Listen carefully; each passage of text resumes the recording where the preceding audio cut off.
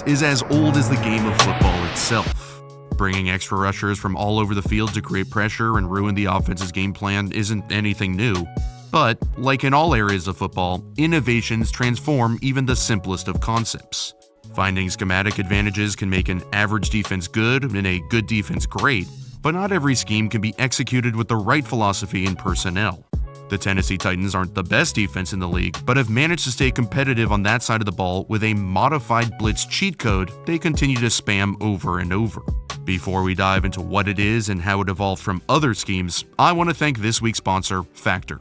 Factor delivers nutritious, convenient, gourmet chef-made meals right to your doorstep. They are America's #1 ready-to-eat meal kit with more than 34 dietitian-approved weekly options. They're fresh, never frozen. They take 2 minutes to heat up. There's no grocery shopping, no prepping, cleaning, wiping, rinsing, none of that. And Factor tastes really good. When I'm locked in editing an episode all week, I honestly don't have time to throw down in the kitchen. Not that I super can anyway. So that's why I'm all about using Factor and eating good food while I work. There is so many different good options. Sometimes I find one I love and rock with that, or I switch it up and have something new every night. Save money, save time, eat delicious food, and do it on the cheap. Because if you use my coupon code AlexRollinsNFL, you can head to factor75.com or click the link below and use code AlexRollinsNFL to get 50% off your first box. Lesser talented teams have always used blitzes, which are defined as 5 or more rushers to counterbalance a shoddier defensive roster. But if you're blitzing because you have weaker talent, you don't want to run man blitzes, which puts your guys one-on-one. You want to run zone blitzes to mask that personnel deficit. Generally, teams use the fire zone blitz to send these zone pressures, which typically speaking is a 3 deep, 3 under coverage while sending 5. The good teams show pressure from one side to bait the offensive line into sliding that way, then completely overload the other side with a second-level defender to get a free runner at the quarterback, which can ruin any offensive play call. Yes, you have to drop a big-ass pass rusher into coverage, so you do run the risk of him being exposed with not a lot of help around him, but fire zone blitzes throughout the years have still provided enough coverage in the intermediate to be feasible. However, if the offense knows it's coming, and if they block it up, especially when you have corners blitzing, that can leave a receiver on a non-corner and mess everything up.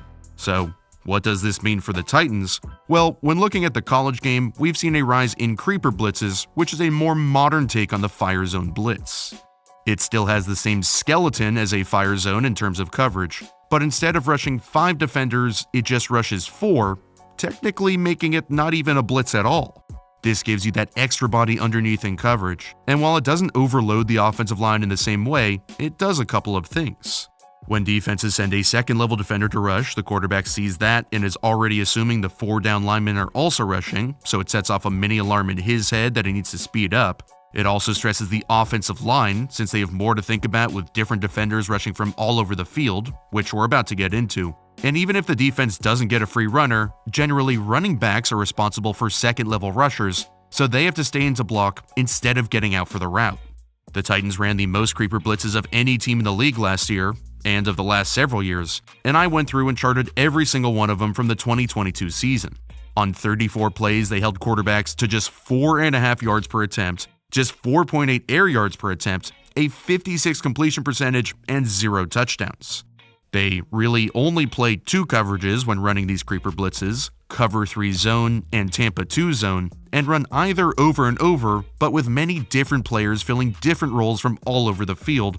There, I'll show you what I mean. They play cover 3 zone about 90% of the time, where they love to start in a 2 high safety look to give the quarterback the idea both are dropping, even though cover 3 has just 1. And while it's still the typical 3 deep, 4 under zone coverage, defensive end Nico Autry drops into a hook, and linebacker Zach Cunningham rushes up the middle. Yes, this is a completed pass, but they get a free runner with just 4 and hold the Giants to a 6-yard gain. They only allowed 4 gains of more than 10 yards. Later on, they run another cover 3 zone creeper blitz, but while it looks similar, this one is different. Creepers are defined by their coverage, but also their rush path, meaning which gap on the line the 4th rusher will attack. So back to our first play, this is a boundary B rush path, meaning the extra guy Zach Cunningham is attacking the B gap to the boundary. The boundary is the shorter side of the hashes, while the field is the wider side of the hashes. So in a sec, we'll see a field B rush path, and that tells the rusher and the defensive line where they are going to go. Generally, defenses try to blitz the open B gap since it puts pressure on the guard to come off the D tackle and block a speedier player, plus it isolates the right tackle and an edge rusher with no help. So knowing that, the Titans fake the pressure there, then slant their D-line one gap over to open the boundary B gap to free it up and get Cunningham coming free. Then back to our other play, since the hashes are here, so this is the field, this is the boundary. They're going to fake that same boundary pressure to the open B gap, knowing they just did that, then slant towards it and fire the nickel from the other side. On the back end, they could change up the coverage to Tampa 2 like we said, while still running the same boundary B pressure. Here is a similar 2 high safety look, but now they're dropping into Tampa 2 zone where one of the safeties stays deep, one plays a middle zone, and a nickel drops back as the other deep player to give Derek Carr a funky look that he's not ready for. Even though the Titans failed to get free runners throughout the season, quarterbacks just don't feel comfortable holding the ball for long when they think this is extra heat coming. This is the boundary B path with Cunningham again, and while the Raiders pick it up, Carr just doesn't look comfortable. They can even disguise it as man, where this looks like we've got a guy on a guy, lock him up with one deep safety, but then this turns into cover 3 zone with a new pressure path we haven't seen yet, where Mahomes gets flustered with the second level pressure flying in. Here is linebacker David Long, who they love to send on creepers, where he's trying to pretend he's in man coverage, but actually, while we've seen the Titans attack the B gap to the boundary or field, he's crossing all the way over to the boundary A gap and causes Mahomes to jump around and make an errant throw. We'll see even more paths against the Broncos, where the Titans ran creepers 12 times on the day and held the Danger Witch to a spice-free 10 points. Here is the field C path, where the nickel is going to fire from outside and attack outside, hoping that the O-line slides towards these 4 over here. Quarterbacks, especially Russ, love to throw curls outside when they see its cover 3 zone, since if they see a safety running to the middle of the field, they know that each of these corners are falling off since it's cover 3, so there will be space underneath them. But the unusual pressure scheme rattles him and the ball falls incomplete. Notice the defensive end dropper not getting flat enough to get into the window. Well, it helps that Mike Vrabel and Shane Bowen are at the helm and can tweak things on the fly. So the next time the Broncos come out in this 3-by-1 look, now Autry is ready to get in the way.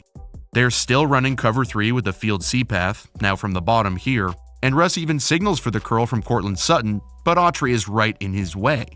Non-elite quarterbacks especially struggle against creepers, where they either get rid of the ball immediately, roll out hopelessly, or try and run to pick up yardage. And sometimes the reason is creeper blitzes have sound coverage. Even though we have 265-pound Autry dropping into a middle hook, when Russ opens to his right, look at the coverage. It's perfect. The secret sauce of the creeper is that it has sound coverage behind it through and through. There are no gimmies. It just has a little twist. Because there is so much disguised post-snap, quarterbacks tend to get sped up and either fail to read the rush path or fail to read the rotating coverage. Against the Bengals, they ran him a ton and had some success, but also we'll see how to beat it thanks to Joe Burrow. First, they ran this boundary A path with Tampa 2 zone behind it, super funky. And knowing that Burrow loves to go deep, modified the coverage a bit to get the corner to carry Higgins outside and force Joe to run up the middle.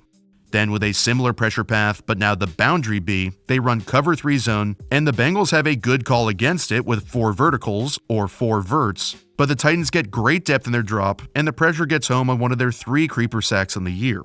While you might be saying to yourself, alright, this is unstoppable, why wouldn't every team do this and limit offenses to 4.5 yards per attempt? There are some vulnerabilities, and you could run into some personnel limitations. To beat creeper blitzes, you need a quarterback who's willing to stand in the pocket and not get spooked by the second-level rusher. Spoiler, Burrow is him. And you can definitely try and attack the defensive end dropping, but that only happened 3 times, only once with any success. And that's even kinda hard since you can't really predict if he's playing a hook or the flat. When defenses play sound coverages, there isn't really one clear answer how to beat them. Creeper blitzes are exotic, but there are no obvious holes, which makes them difficult to beat on a repeated basis, and the numbers bear that out. The Titans are the perfect team to deploy him with success because they have implemented the necessary philosophy and executed it in their roster construction. You need second-level defenders who are smart and can blitz. You need athletic defensive linemen who can slant to either side, a big old defensive end who can drop into coverage comfortably, and rangy safeties who can both sprint backwards or forwards to make tackles. Not every team has this. Many of them don't. And we are just talking 34 different plays this year. but the Titans have consistently gotten more production from their roster in relation with the talent on it, and using creeper blitzes has helped them even the playing field. By finding an innovative way to create pressure, they have remained competitive. And in a world of ever-evolving strategy and scheme, they are at the forefront.